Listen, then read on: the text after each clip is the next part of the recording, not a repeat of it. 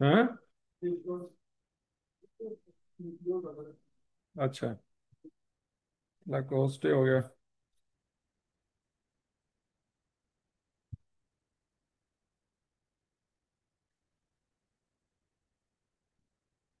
ये भी हो गया। ये वर्साचे भी हो गया सब। इसमें कोई मसला?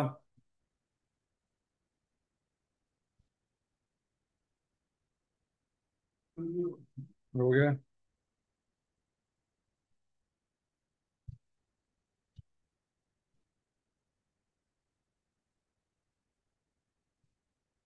ये भी हो गया। ठीक हो गया।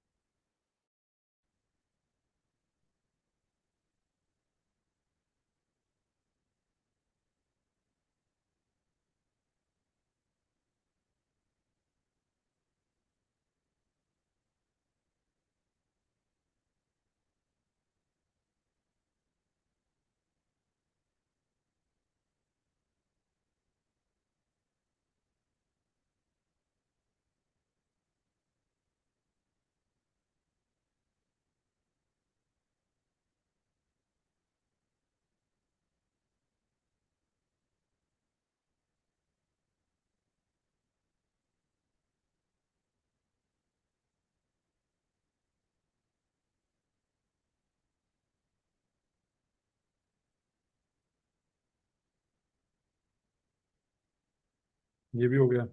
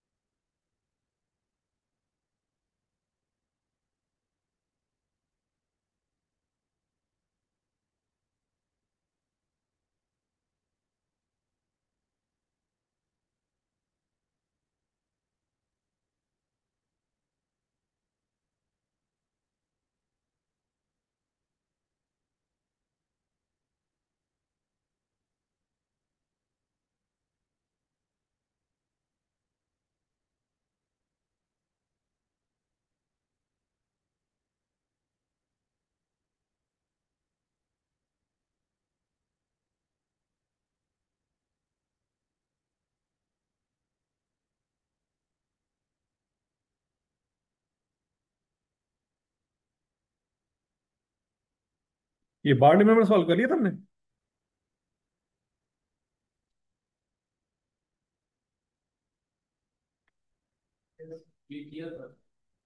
याद नहीं आ रहा, चेक करो। सिंथेसिया वाला।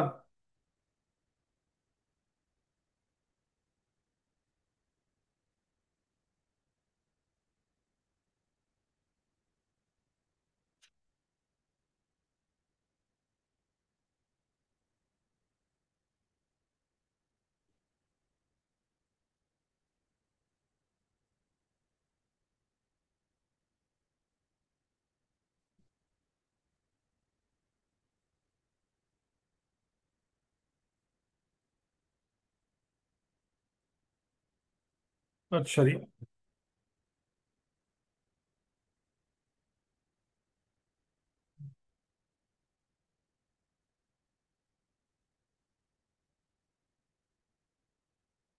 ये मैं सारे सवाल आपको ना वो उसमें लिस्ट में मिल जाएंगे, ये मेरा ख्याल ऑलरेडी अवेलेबल है। आटम 23, स्प्रिंग 24, आटम 24, स्प्रिंग 25, ये कंप्लीट डिस्कस हुए पड़े हैं।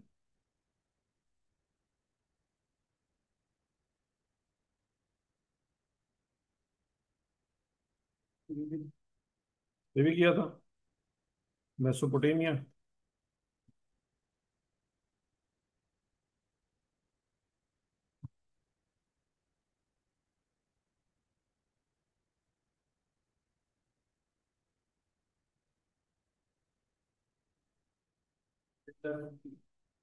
है। अकेडियन। वही पिरामिड वाली उस लिस्ट में मिल जाएगा आपको। नहीं, ये तो वो है ना, ईपीएस है। ये भी हुआ पड़ा, ये भी दे देते हैं।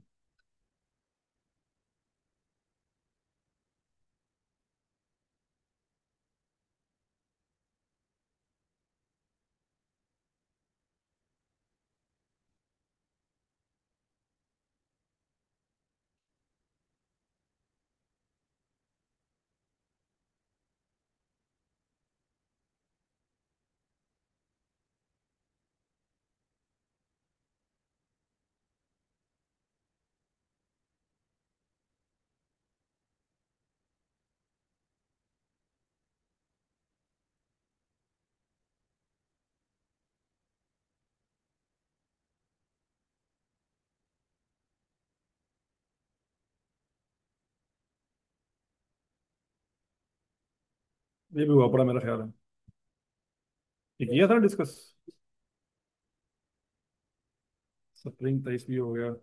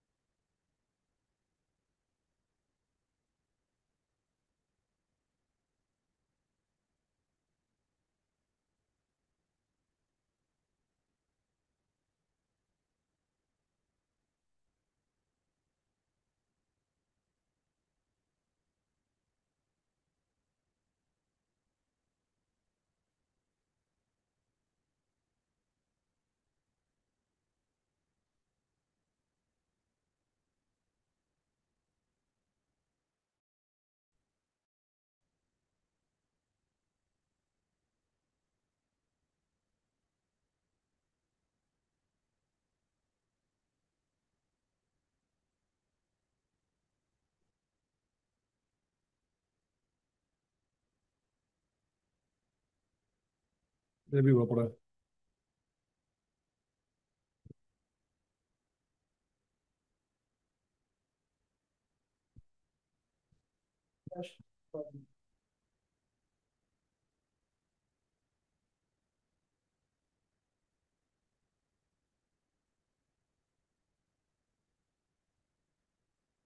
राहुल लिमिटेड।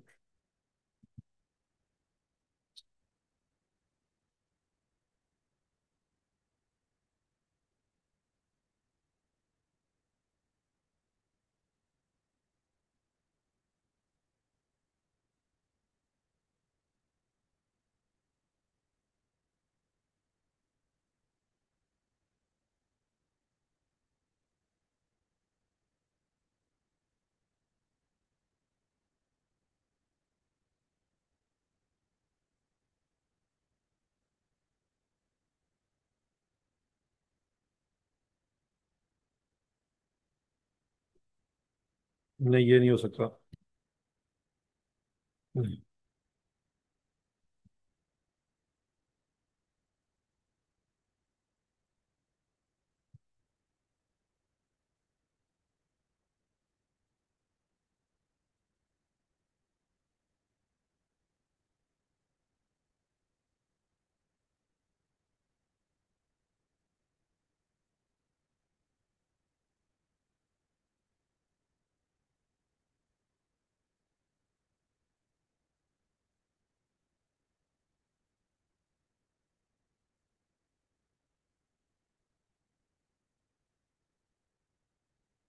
अच्छा बच्चों ठीक है।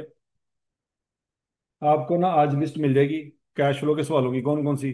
Atom 24, autumn 22, spring 22, autumn 21। ये जो लेटेस्ट अटेम्प्ट में सवाल है ना, इनके आपको सबके सोल्यूशन वीडियो फॉर्म में मैं यूट्यूब पे अपलोड करवा देता हूँ। ठीक हो गया? बोरिंग कॉस्ट के कितने हो चुके हैं? स्प्रिंग 25 का हमने कर लिया discuss. Spring 25, spring 24, spring 22, spring 21, ये आपको चार मिल जाएंगे। और स्टेटमेंट ऑफ चेंज इक्विटी में स्प्रिंग 23, रोमन लिमिटेड, स्प्रिंग 21, ये आपको मिल जाएंगे। अच्छा, फिर उसके बाद रीवैल्यूएशन में आटम 24, खानगढ़, ये तो डिस्कस कर लिया मेरे ख्याल में।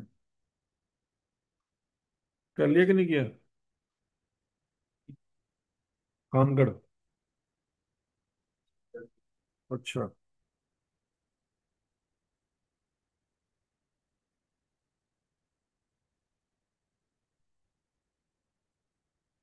ठीक हो गया।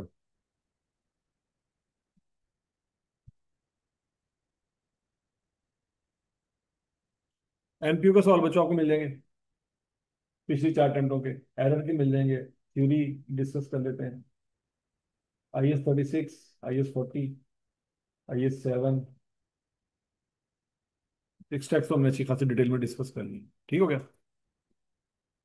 थ्योरी हम देखते हैं, आटम 25 में थ्योरी किस बेस पे आई थी वाला है?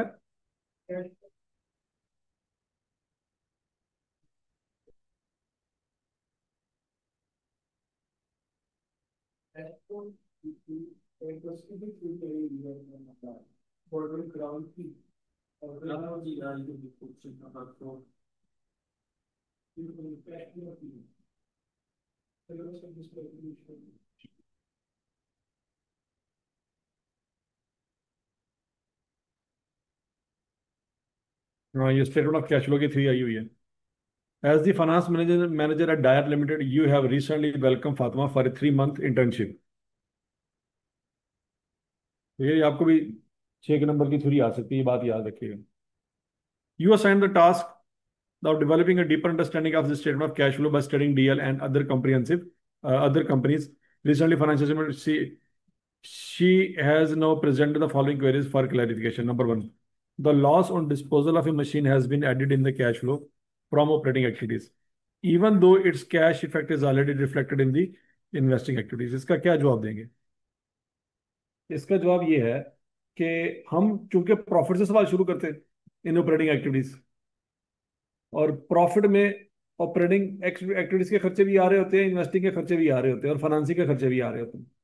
तो हमने चूंकि ऑपरेटिंग एक्टिविटीज का कैश निकालना है सिर्फ, तो उसमें बाकी एक्टिविटीज के खर्चे माइनस नहीं होने चाहिए। तो हम बाकी एक्टिविटीज के जो खर्चे माइनस हो चुके हैं उनको रिवर्स कर रहे होते हैं, ताकि वो अपनी जगह पे आए। पॉइंट समझ आ गया कि नहीं आ गया? फॉर एग्जाम्पल, इस कमरे में हमें सिर्फ अगर टेबल रखने हैं, क्या रखने हैं? टेबल। लेकिन बाकी चीजें भी पड़ी हुई हैं, तो फिर हम बाकी चीजें यहां से निकालेंगे। बाहर से एक बंदा आके कहता है यार तुमने इस कमरे में सिर्फ टेबल जब रखने थे तो ये बाकी चीजों को क्यों हाथ लगा रहे हो? तो जवाब क्या होगा कि भी चूंकि हमने इस कमरे में सिर्फ टेबल रखने थे तो बाकी चीज यहाँ पे ऑलरेडी पड़ी हुई थी, तो उनको हम क्या कर रहे हैं? निकाल रहे हैं ताकि सिर्फ टेबल पड़े रहे। तो वही जवाब यहाँ पे इस चीज का है कि लॉस ऑन डिस्पोजल हमारी प्रॉफिट एंड लॉस में माइनस हो चुका है। ठीक हो गया? हमने नीचे वाली प्रॉफिट से शुरू की है, ऊपर से ऑलरेडी एक चीज माइनस हो चुकी है, अब वो चीज इस लोकेशन की थी ही नहीं, तो हम उसको रिवर्स कर रहे हैं ताकि वो यहां से निकल जाए। समझ लगी बात? Point number two, interest payable is component of working capital. Okay. Yet change in interest payable is not reflected in the changes in working capital. वो कहता है इंटरेस्ट पेबल करंट लाइबिलिटी के तौर पे आता है बैलेंस शीट में। ठीक हो गया? और हम करते क्या है कि हम करंट एसेट और करंट लाइबिलिटीज में डिफरेंस लेके वर्किंग कैपिटल में लिखते होते हैं। तो इसको क्यों नहीं लिखते? तो इसका जवाब ये है कि भाई इंटरेस्ट पेबल का ताल्लुक ऑपरेटिंग एक्टिविटीज के साथ नहीं है, फाइनेंसिंग के साथ है। और दूसरा पॉइंट ये है कि अभी हम कैश जेनरेटिव फ्रॉम ऑपरेशन से ऊपर बैठे हुए हैं। इंटरेस्ट आता है कैश जेनरेटिव फ्रॉम ऑपरेशन के नीचे, या तो फाइनेंसिंग में आएगा या कैश जेनरेटिव फ्रॉम ऑपरेशन के नीचे आएगा। तो चूंकि हम वहां पे तो अभी पहुंचे ही नहीं है, तो इसलिए उसको हम नहीं ले रहे यहाँ। समझ लगी बात। तीसरा point, repair and maintenance on the office building are related to property plant equipment and should be categorise under investing activities, however they do not appear in the cash flow statement at all. हाँ जी, repair and maintenance तो कहते हैं office building के ऊपर नजर ही नहीं आते, तो इसका क्या जवाब देंगे? हैं? नहीं, कैश इन्वॉल्व है, रिपेयर करवाइए तो पैसे दिए होंगे। हैं? हम ये कहेंगे कि चूंकि बिल्डिंग्स के ऊपर रिपेयर एंड मेंटेनेंस का ताल्लुक किया है कि during the year building use हुई है, ड्यूरिंग द ईयर क्या ये बिल्डिंग यूज हुई है, तो उसके ऊपर अगर रिपेयर एंड मेंटेनेंस आ रहा है तो हमारे ऑपरेशंस का हिस्सा है, क्योंकि बिल्डिंग यूज क्यों हुई? काम कर रहे थे, प्रोडक्शन कर रहे थे। प्रोडक्शन क्या है? Operating activity. प्रोडक्शन करने की वजह से बिल्डिंग क्या हुई है? डेप्रिशिएट, खराब हुई है, उसको ठीक करवाया, खर्चा है। तो रिपेयर एंड मेंटेनेंस का खर्चा ऑपरेटिंग एक्टिविटी का है, और वो ऑपरेटिंग एक्टिविटी में ऑलरेडी प्रॉफिट में से माइनस हुआ पड़ा है। हम उसको ऐड बैक नहीं करते, क्योंकि हम उसको ऑपरेशन का खर्चा मानते, तभी तो उसको छेड़ा नहीं हमने। हाँ।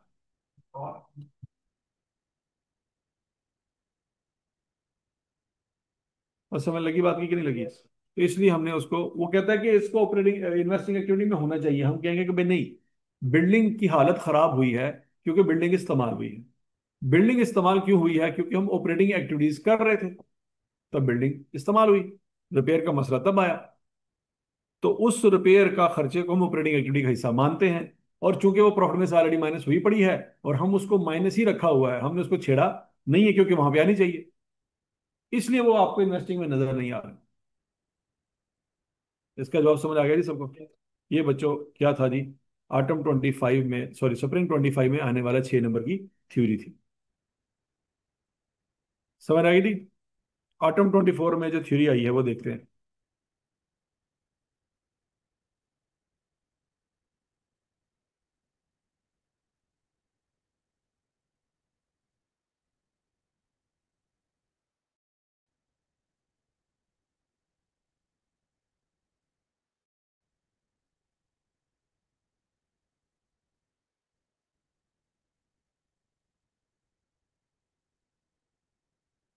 हाँ जी, ये थ्योरी आ गई थी financial conceptual framework. During the review of the statement of financial position Naren Court Limited, the junior accountant is uncertain whether the following items should be reflected in the books to accurately represent the financial position of NL. An asset for loyal customer, as they are expected to bring future business. हाँ जी, loyal customer हमारे asset नहीं है। क्यों? क्योंकि वो business के control में नहीं है। एसेट वो चीज होती है जो बिजनेस के कंट्रोल में हो। फर्नीचर आपके कंट्रोल में है, आप इसको जैसे मर्जी इस्तेमाल करें। फर्नीचर को रात के 3 बजे भी इस्तेमाल करें, फर्नीचर एतराज करेगा? एसी को सुबह के 4 बजे भी चलाएं, एसी इतराज करेगा? लेकिन कस्टमर को आप इस तरह से कंट्रोल नहीं कर सकते जैसे आप फर्नीचर को और एसी को इस्तेमाल कर सकते। ठीक है? तो एसेट की डेफिनेशन ये है कि वो चीज जो बिजनेस के कंट्रोल में हो उसको एसेट कहते हैं। तो लॉयल कस्टमर चाहे जितना मर्जी लॉयल है, उसके ऊपर आपका कोई कंट्रोल नहीं है। ठीक है? तो एसेट की डेफिनेशन में मेन चीज कंट्रोल है। कंट्रोल नहीं है ना, तो आपका एसेट नहीं है। ठीक हो गया? अब अगला point, an asset for plant and related liability since the contract for purchase has been signed but the plant will be delivered next year. अब यहाँ पे भी वन सेकेंड पॉइंट यही है कि वो प्लांट के पैसे आपने दे दिए हैं, तो कहता प्लांट आपका एसेट नहीं है। हम कहेंगे नहीं, हमने जो पैसे दिए हैं वो एडवांस बन गया है, एडवांस हमारा एसेट है, प्लांट नहीं है। प्लांट जब तक आ ना जाए, क्योंकि एडवांस जिसको दिया है, कल को अगर वो प्लांट देने से मुकर गया तो उससे पैसे तो ले सकते हैं ना वापस। तो हम एडवांस को एसेट के तौर पर रिकॉर्ड करेंगे, प्लांट को एसेट के तौर पर रिकॉर्ड नहीं करेंगे, क्योंकि प्लांट अभी हमारे कंट्रोल में नहीं आया, प्लांट अगली पार्टी के कंट्रोल में है फिलहाल। और समझ लगी बात? liability for the full year's office rent for the next year as contract has been signed। हाँ जी, वो कहता अगले साल का आपने क्या करना है? रेंट पे करना है, अभी पे नहीं किया, करना है, तो कहता उसको लाइबिलिटी मान लो। लाइबिलिटी वो चीज होती है जिसको आपने अल्टीमेटली कैश में सेटल करना है, और आपने तो ऐसी चीज का रेंट देना है जो चीज आपने अभी इस्तेमाल ही नहीं की। कॉन्ट्रैक्ट साइन हो गया, लेकिन आपने तो वो सर्विस का फायदा नहीं ना लिया अभी। तो ऐसी चीज जिसका अभी आपने फायदा नहीं लिया, तो उसकी पेमेंट आपकी लाइबिलिटी कैसे बन सकती है? यहां तक की बात लगी? क्लियर जी? तो ये बच्चा थ्योरी थी, आसान था कि मुश्किल था? आसान चीजें थी। स्प्रिंग 24 की थ्योरी।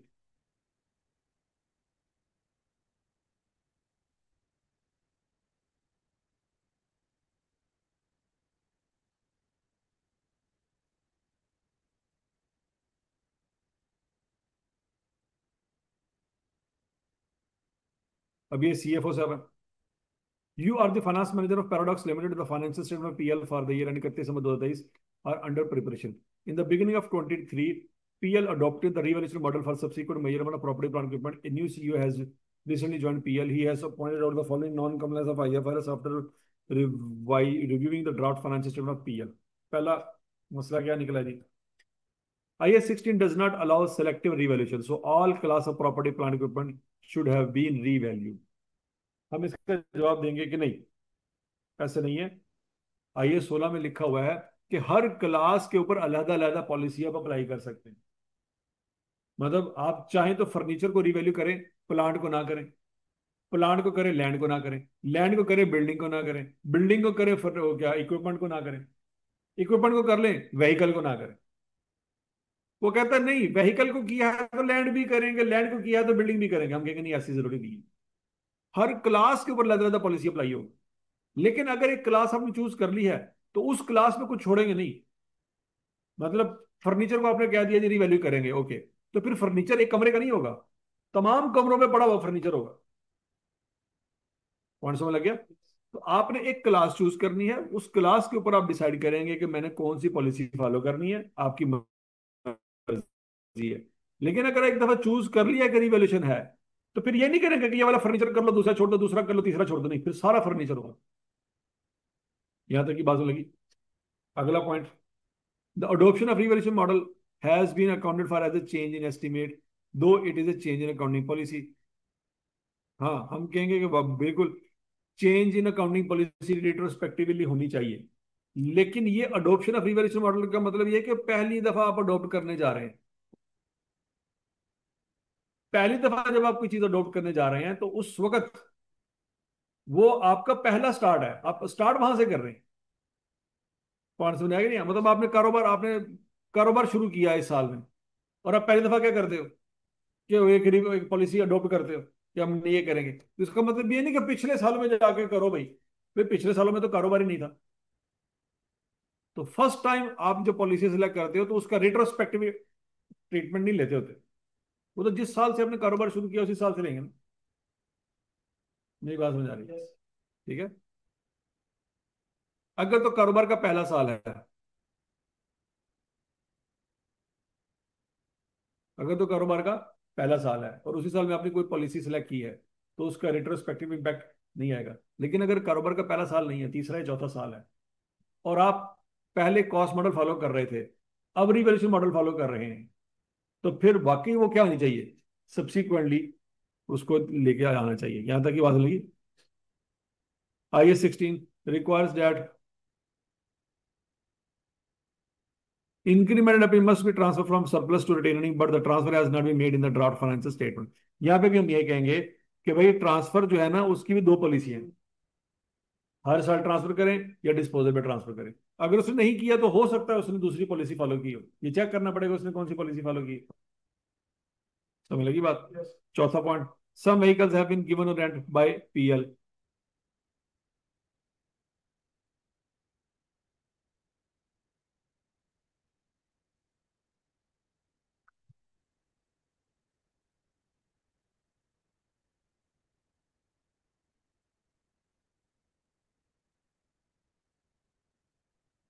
हाँ जी, क्लियर जी? क्या है जी यहाँ पे? IS रिक्वायर्ड इंक्रीमेंटेड, अच्छा, ये तो पॉलिसी होगी। Some vehicle have been given on rent by PL, गाड़ियां रेंट पे दे दी हैं। This should have been included in investment property, but instead they are included in property plant equipment. हाँ जी, इसका क्या जवाब देंगे? इन्वेस्टमेंट प्रॉपर्टी में सिर्फ प्रॉपर्टी लगती है। ठीक है जी, यहाँ पे डेफिनेशन अप्लाई करेंगे IS 40 की। वो क्या है? इन्वेस्टमेंट प्रॉपर्टी में सिर्फ लैंड और बिल्डिंग जाते हैं, गाड़ियां नहीं जाती। गाड़ियां चाहे सारा साल आपने रेंट पे दी है, वो इन्वेस्टमेंट प्रॉपर्टी कंसिडर नहीं होती।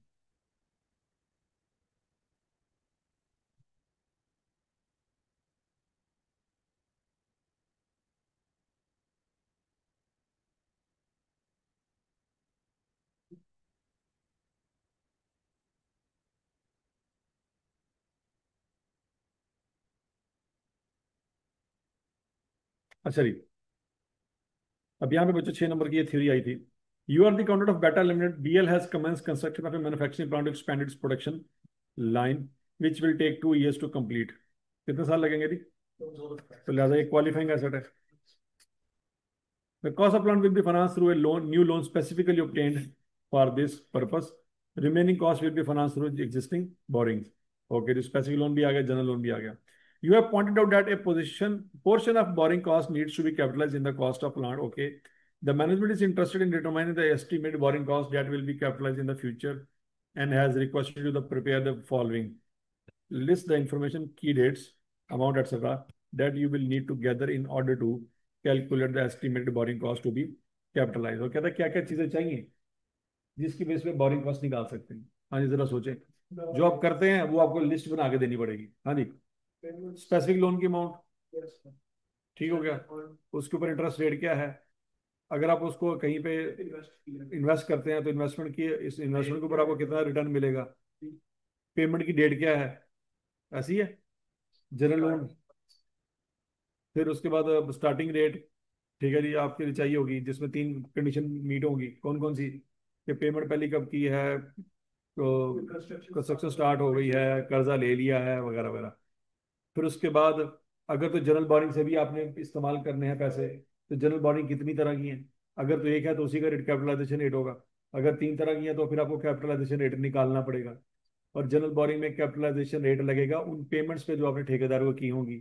और अगर ड्यूरिंग द ईयर कोई काम रुक गया है तो देखना पड़ेगा नेसेसरी स्टॉपेज है या अननेसेसरी स्टॉपेज है। अगर नेसेसरी स्टॉपेज है तो बोरिंग कॉस्ट चलती रहेगी, अगर अननेसेसरी है तो बोरिंग कॉस्ट उस टाइम पीरियड के लिए रोक देंगे। तो ये सारी चीजें आपने, हाँ कोई मसला नहीं, खैर है। और ठीक होगी बात है, ये थ्योरी आ गई। फिर उसके बाद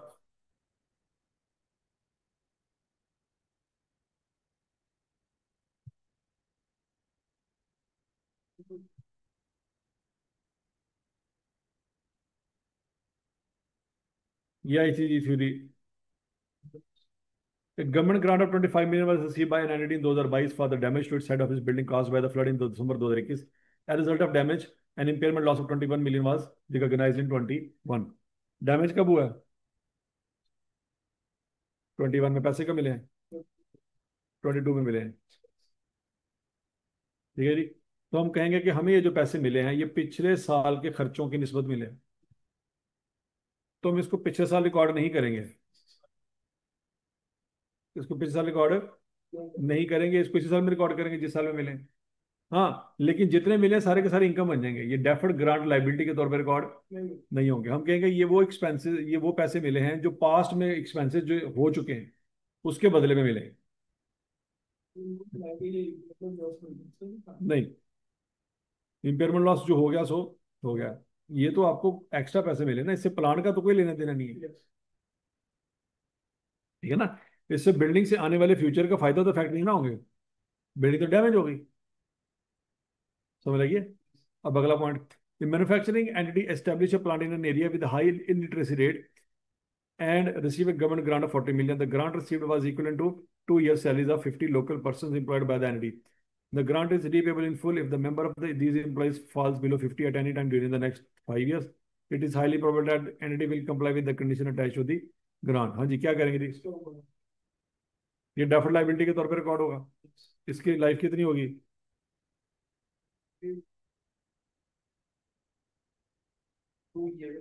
2 साल ही होगी क्योंकि कंडीशन 2 साल की है।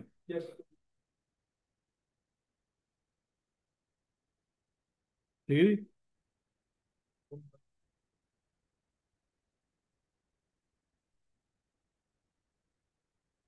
नहीं, कंडीशन 5 साल चलेगी। हाँ, the grant receivers equivalent to 2 years salaries of 50 local person employed by the and grant इतनी मिली है कि वो 2 सालों की सैलरी के बराबर है। लेकिन वो ग्रांट हमने 5 साल तक उसका जॉब देना है, तो 5 साल तक क्या होगा, कंडीशन मीट होगी। ठीक है जी। The government build an alternate road to the industrial zone, तो अगर रोड बनाया है तो इसका कंपनी के लिए कोई फायदा नहीं, गवर्नमेंट असिस्टेंस है, इसका मैक्सिमम डिस्क्लोजर दे देंगे।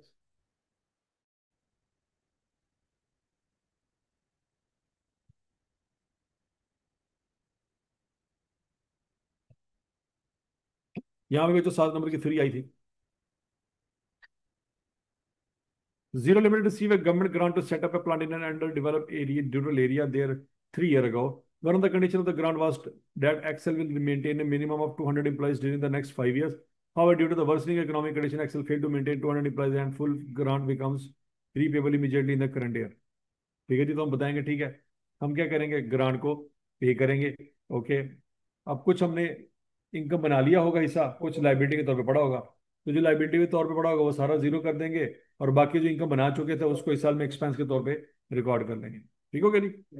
Excel has been presented the grant statement for by deducting grant in driving at the carrying out of the plant, वो कहता है उसने प्लांट में से उसको माइनस कर दिया। ओके, हम क्या करेंगे, उसको प्लांट की कॉस्ट में ऐड कर देंगे। प्लांट की कॉस्ट में ऐड करने के बाद प्लांट की वैल्यू बढ़ जाएगी, और पिछले जितनी सालों की डिफरेंस चार्ज की है वो सारी रीस्टेट करेंगे, जितनी होनी चाहिए थी वो रिकॉर्ड करेंगे। प्लस अब चूंकि वहां पे कंडीशन मीट हो रही है कि जनाब काम नहीं हो पा रहा सही तरह से, तभी तो पैसे वापस कर रहे हैं, प्लांट की इंपेयरमेंट भी चेक करेंगे। एक सवाल और भी किया था हमने कि जब ग्रांट रीपे कर रहे थे ना तो प्लांट की वैल्यू को बढ़ा दिया था, तो जैसे ही बढ़ाया था उन्होंने कहा था प्लांट की इंपेयरमेंट। तो यहाँ पे ये बात जरूर लिखेंगे कि जब ग्रांट वापस करते वक्त अगर प्लांट की वैल्यू बढ़ रही है ना, तो बढ़ाने की इजाजत देते वक्त आपने चेक करना कहीं प्लांट इंपेयर तो नहीं हो गया। क्यों, आपके पास मजदूर ही नहीं टिक रहे। मजदूरी टिक रहे इसका मतलब काम नहीं होगा, काम नहीं होगा इसका मतलब प्लांट वेला पड़ा रहेगा, प्लांट वेला पड़ा रहेगा इसका मतलब प्लांट में प्रोडक्शन नहीं हो रही, प्लांट में प्रोडक्शन नहीं हो रही मतलब सेल नहीं हो रही, सेल नहीं हो रही तो पैसे नहीं आ रहे, तो जब पैसे नहीं आ रहे तो इसका मतलब है कैश फ्लो नहीं आ रहे, तो कैश फ्लो नहीं आएंगे तो वैल्यू इन यूज नहीं निकल पाएगी। ठीक है ना, तो रिकवरेबल अमाउंट की वैल्यू कैरिंग वैल्यू से कम हो जाएगी, तो आपको इम्पेयरमेंट चार्ज करना, क्योंकि बंदे ही नहीं मिल रहे ना। समझ आ रही बात। अगला point, one limited received a loan from government in current year at an interest rate of 5% per annum. The prevailing market interest rate is 12% per annum. The only condition attached to the loan is that it should be used for acquisition of textile machinery. हाँ जी, loan मिला है 5% पे, market interest rate क्या 12% है। तो ये बच्चों, वो ये लोन बेसिकली आपके लिए गवर्नमेंट ग्रांट है, कि मार्केट रेट पे हमने इंटरेस्ट पे करना था, हमें पे करना पड़ रहा है 5%, जितना डिफरेंस है वो मंथली ग्रांट है, तो उसको ग्रांट के तौर पर रिकॉर्ड करें। फॉरगिवेबल लोन इसको कहते हैं मेरा ख्याल है। हाँ, वो आपकी इनकम है।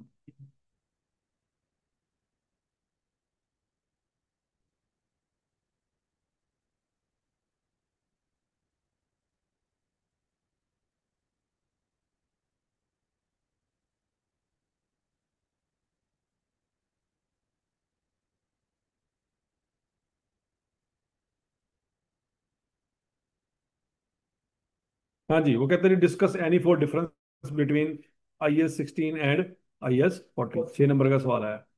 हम क्या बताएंगे जी, IS 16 में बहुत कुछ आ सकता है, लैंड एंड बिल्डिंग भी आ सकता है, प्रॉपर्टी प्लांट इक्विपमेंट भी आ सकता है, फर्नीचर, बहुत कुछ बड़ी लिस्ट है IS 16 में। लेकिन IS 40 में सिर्फ लैंड और बिल्डिंग है बस, और कुछ नहीं। ये पहला डिफरेंस आ गया। दूसरा, IS 16 में दो मॉडल होते हैं, कॉस्ट मॉडल और रिवैल्यूएशन मॉडल। IS 40 में भी दो मॉडल होते हैं, लेकिन वो कॉस्ट और रिवैल्यूएशन नहीं होते, वो होते हैं कॉस्ट मॉडल और फेयर वैल्यू मॉडल। IS 16 में अगर रिवैल्यूएशन हुई उसका गेन लॉस OCI में जाता है, लेकिन इसमें अगर फेयर वैल्यू ऊपर नीचे हुई तो उसका gain loss profit and loss में जाओ। यहाँ तक की बात समझ लगी है। IS 16 में डेप्रिसिएशन चार्ज होती है, चाहे कॉस्ट मॉडल हो चाहे रिवैल्यूएशन मॉडल हो। IS 40 में कॉस्ट मॉडल में तो होती है, लेकिन फेयर वैल्यू मॉडल में डेप्रिसिएशन चार्ज ही नहीं होती। समझ लगी? तो ये मोटे मोटे आपने डिफरेंस लिखने हैं, तो आपको ये नंबर मिल जाने हैं।